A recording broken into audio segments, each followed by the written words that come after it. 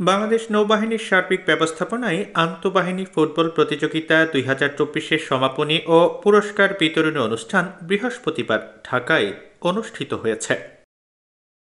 সহকারী নৌবাহিনী প্রধান রিয়ার অ্যাডমিরাল মোহাম্মদ মুসা প্রধান অতিথি হিসেবে উপস্থিত থেকে এদিন ফাইনাল ম্যাচ উপভোগ করেন এবং বিজয়ীদের মাঝে পুরস্কার বিতরণ করেন।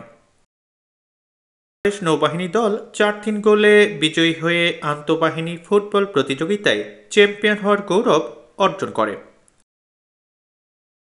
প্রতিযোগিতায় রানার আপ হওয়ার গৌরব অর্জন করে বাংলাদেশ সেনাবাহিনী দল। বাংলাদেশ নৌবাহিনী দলের এম শহীদুল আলম প্রতিযোগিতায় অনবদ্য নৈপুণ্য প্রদর্শনের জন্য সেরা খেলোয়াড় বিবেচিত হন। অনুষ্ঠানে সেনাবাহিনী, নৌবাহিনী ও বিমান বাহিনীর ঊর্ধ্বতন কর্মকর্তাগণ এবং অন্যান্য পদবীর সদস্যবৃন্দ উপস্থিত ছিলেন।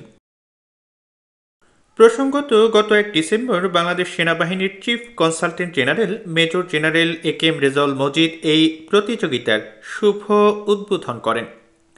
1 হতে 5 ডিসেম্বর পর্যন্ত অনুষ্ঠিত আন্তঃবাহিনী ফুটবল প্রতিযোগিতায় বাংলাদেশ সেনাবাহিনী, বাংলাদেশ নৌবাহিনী ও বাংলাদেশ বিমান বাহিনী দল অংশগ্রহণ করে।